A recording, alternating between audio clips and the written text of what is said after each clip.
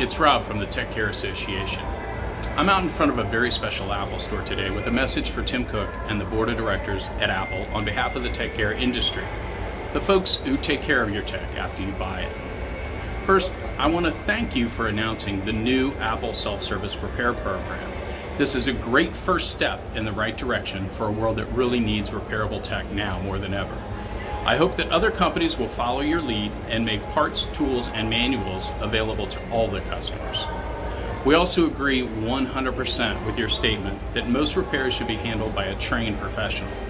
As it so happens, the Tech Care Association represents tens of thousands of those trained tech repair professionals here in the US. The popular mechanics crowd, if you will. A group that you said you love and have focused on your entire life. We want to help Apple take the next step in repair and find better ways of working together. In some ways, you kind of owe us one, because it was guys like me who helped you get to this point in the first place. That's why I'm standing out in front of this Apple store today. Why is it special, you ask? Well, it was the first Apple store ever, opening in May of 2001 here in Tyson's Corner Center. I don't think I need to explain to anyone what a great concept this was. But here's what you may not know. Guys like me helped Apple a lot in the early days of this new concept and for years to come. We all know that Apple does a fantastic job of designing, building, and supporting their product, but over the years, like many other companies, they've had their blind spots. In the first few years, it was wireless mobility. I saw that firsthand when I owned and operated a small nearby business in 2001 that specialized in advanced wireless devices. Long story short, we worked with the Apple Store to help their customers find solutions to complex connectivity issues that they would encounter. Apple employees would even come to our location for free advice and training on these solutions. One Apple manager, told me they had put up a sign in the back room to tell staff to contact us when customers had these issues. Years later, when the first iPhone was launched in 2007, it was small business people like me that helped you out again by offering repair services for the iPhone's fatal flaw, cracked glass. I can't take credit for inventing the repair process, but I do know we took great care of a lot of your customers for a few years before you started doing repair work in your stores. In some ways, the independent tech repair industry taught you how to repair your own product. Even to this day, innovative repair people are discovering new ways to fix your tech, reverse engineer it, and do advanced repair work that you don't offer in your stores. Since the early days of repair, tens of thousands of small business people have, just like you, created a huge industry, one that we call the tech care industry. This industry has created an opportunity for the popular mechanics crowd to earn a living for themselves and create small businesses in their communities, living the American dream.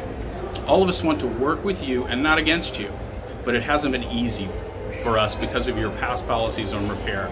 How about we work together now to find new opportunities for the small business people that you say you love and have focused on your entire life, while we both continue to take great care of people who buy your tech. We'd love to work with you and find new opportunities for us all. Now, if you don't mind, please take a minute or two to listen to a few of my industry friends who have a word to share with you. Thanks. Tough question. If you guys had one thing to say to Apple or other OEMs that are out there, equipment manufacturers, what would that be?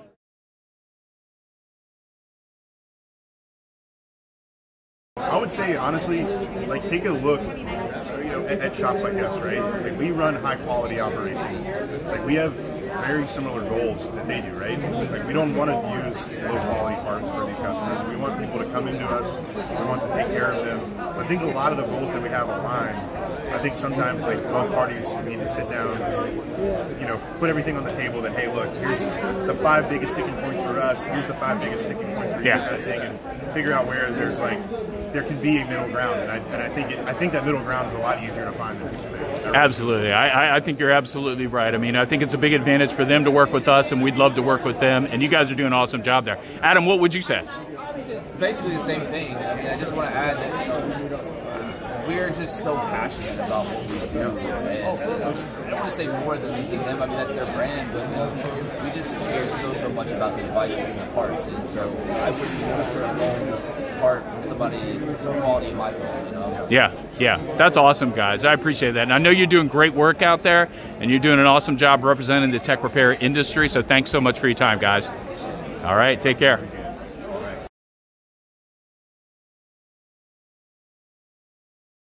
If you were able to tell Apple and tell the OEMs one thing, you know, about our industry, about what you do specifically, I mean, what would that be?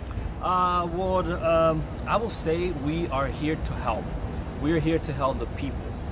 We are here to make it easier for the people out there to repair your stuff. You know, not to complicate it like these big companies are doing. And you know, we are fixing things that these companies are not doing. So why not give us the chance, give us the opportunity to help them and help the people that need this type of repairs that they're not providing themselves, you know, to do it. So, right. yeah. And I mean, when it all comes down to it, it's about convenience. I imagine most of your customers, you know, live and work around your shops, and they want a convenient place that they can trust to come into. And would you say that's what you guys are? Yes, exactly. Yeah, most definitely. I mean, there's people. I mean, there's not every, you know, there's not an Apple store on every corner, right, or you know, every, you know, few blocks. So we are really convenient to the people. You know, it's most of the times you get the repair done the same day. Yeah. So you don't have to be making appointments. You don't have to be waiting for days, sometimes weeks or maybe months to get your device back in your hand. So we're very convenient to a lot of people.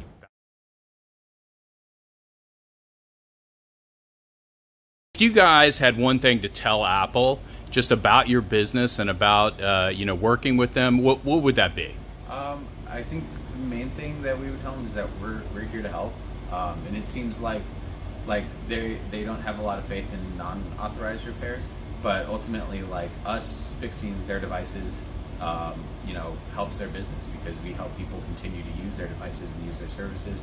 And you know, that's something that I think maybe they've overlooked because they are hoping that a lot of people use their repair services, but I think a lot of people's experience with their repair services is not as good as the ones that we provide, and that's why people come to us. Sure.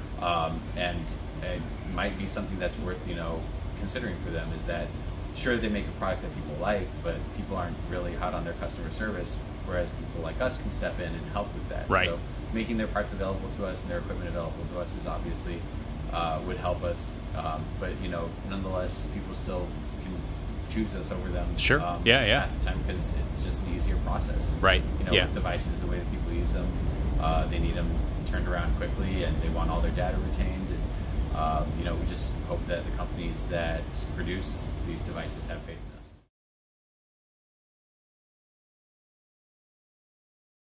If you had something to say as a tech repair industry professional, if you had something to say to Apple and to the OEMs out there, the manufacturers, about our industry, what would that be? Look, there's a lot of really great people in this industry who do things the right way, and you know, it would be great if we could find ways to work together and provide that logistics that I think that, you know, a lot of the OEMs are buying into or building out. I think there's a lot of really talented people in this industry. Yeah. And I think we could connect the dots. True. If you had one thing to say to Apple and to the OEMs out there that don't seem that keen on working with our industry, what would you say to them? I would say that there are great people in the industry. You know, we're a young industry, and that started, you know, 13, 14, 15 years ago, really. But the people that are in it are very smart. They're very committed to their businesses.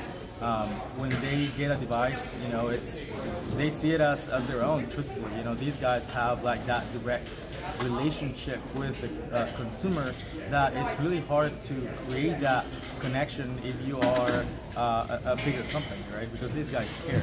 It's their baby. So I think that's, you know, a great plus for our industry. That's true. That's true. And I was actually talking to your partner Scott earlier, who said you guys estimate there's probably somewhere in the neighborhood around 15,000 independent repair shops across the country. That's a lot of small business people that have a lot of influence in their communities.